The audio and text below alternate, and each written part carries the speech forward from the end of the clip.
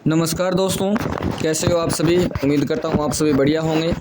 और 12वीं क्लास के जो बच्चे हैं उन सभी का एग्ज़ाम अच्छे तरीके से हो गया और ईश्वर से प्रार्थना यही करते हैं कि आपका रिज़ल्ट भी अच्छा आए, आप सभी अच्छे नंबरों से पास हों।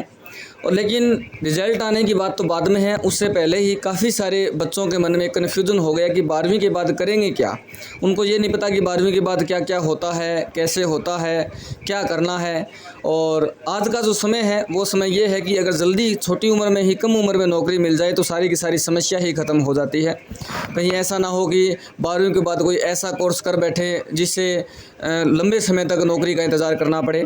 तो बेस्ट करियर जो ऑप्शन है वो क्या है, और 12वीं के बाद किस किस फील्ड में, किस किस लाइन में आप कैसे जा सकते हैं, कौन कौन सा कोर्स आप कर सकते हैं समय पर, या कहीं जल्दी नौकरी आपको मिल जाए, ऐसी सारी बातें आपको इस वीडियो में मिलेगी।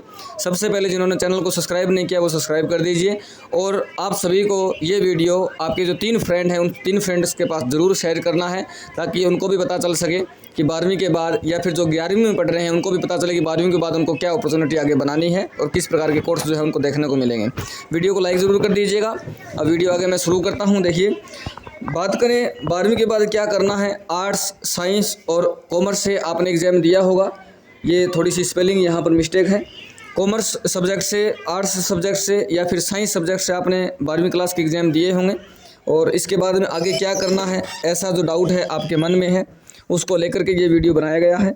अब यदि आगे मैं इस स्लाइड को स्क्रॉल करूं तो देखिए मैंने क्या लिखा है यहाँ पर सबसे पहले मैंने लिखा है आर्ट्स वाले स्टूडेंट्स के लिए।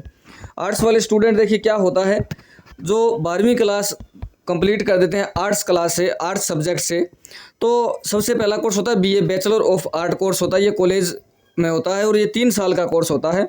इसमें एक प्रकार से आप ग्रेजुएशन भी इसको बोल सकते हो, ये ग्रेजुएशन होती है। और लगभग जो है वो 80% बच्चे 12वीं के बाद में यही कोर्स करते हैं, क्योंकि उनकी फिर बीए कंप्लीट हो जाती है।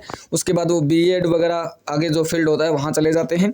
लेकिन यहाँ पर यदि मैं बताऊँ कि ये कोर्स यदि आप कर लेते हैं तो राजस्थान सरकार की या फिर अन्य राज्यों की कहें, राजस्थान के अलावा जो अन्य राज्य हैं वहाँ की कहें, तो बीए के ग्रेजुएशन जब आपकी कंप्लीट हो जाएगी तो ग्रेजुएशन लेवल पर जितनी भी वैकेंसी आती है, चाहे वो बैंकिंग सेक्टर की हो, बैंकिंग में भी लगभग वैकेंसी जो पीओ और क्लरिकल की वैकेंसी आती है वो ग्रेजुएशन लेवल पर ही आती है। कॉमर्स वाला बच्चा भी इसमें जा सकता है और साइंस वाला जो बच्चा है वो भी इसमें जा सकता है। आर्ट्स में जब आप 3 साल का ये ग्रेजुएशन कोर्स करते हो वो बीए होता है।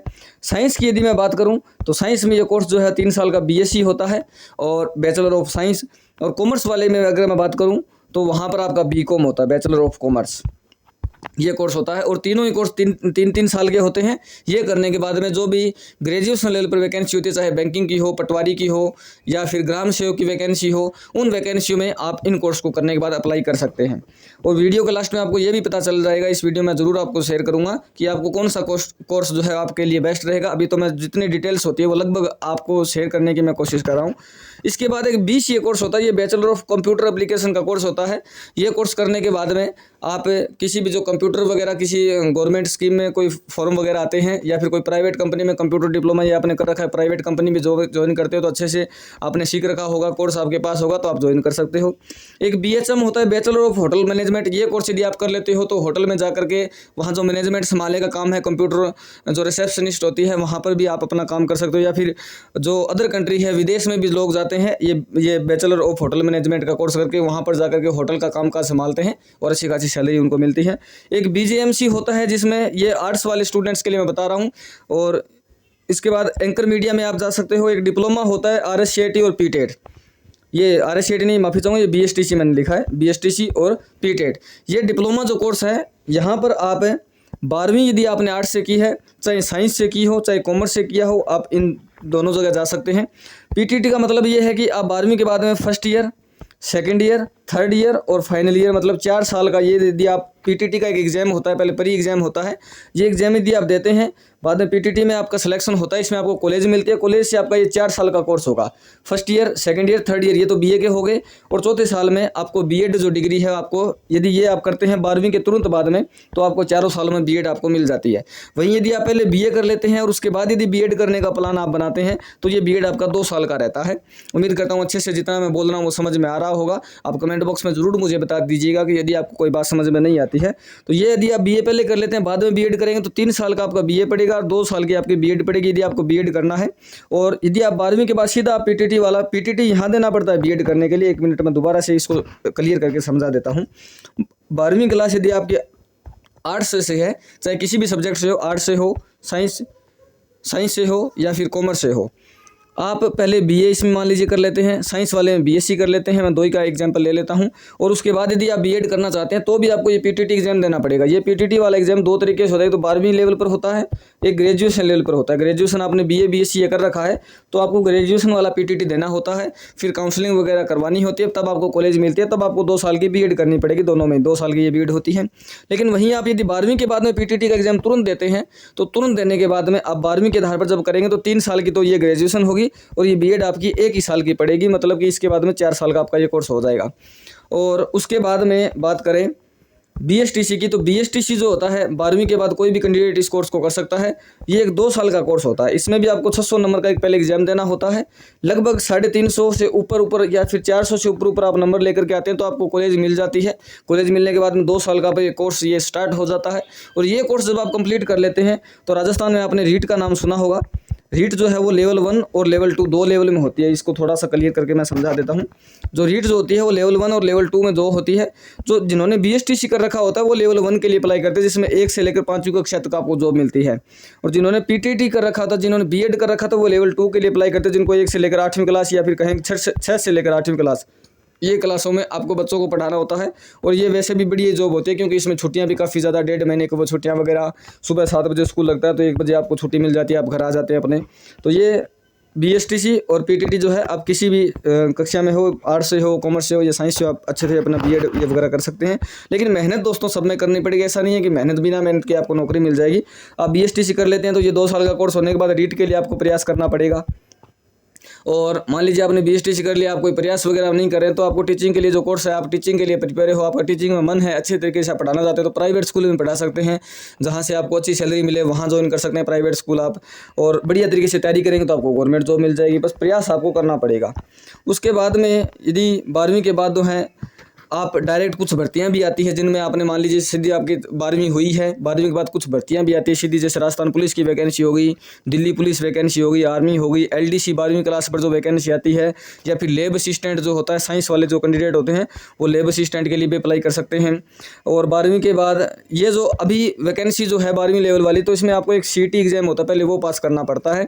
इस सीईटी में प्रत्येक वैकेंसी के 15 गुना अभ्यर्थियों को जो है वो काउंट करके डायरेक्ट जो है एक ही पेपर लगता है। वो पेपर यदि आप क्वालिफाई कर लेते हैं तो राजस्थान पुलिस में आप जा सकते हो। दिल्ली पुलिस वाले में सीटी नहीं है और आर्मी वाले में, एलडीसी वाले में आप जा सकते हो। वहीं आप 12वीं के बाद बीएसटीसी कर लेते हो तो रीट में आप टीचर बन जाते हो, पीटीटी कर लेते हो तो भी आप रीट में टीचर बन जाते हो। बीएसटीसी से लेवल 1 के टीचर बनते हो, पीटीटी से लेवल 2 के टीचर बनते हो।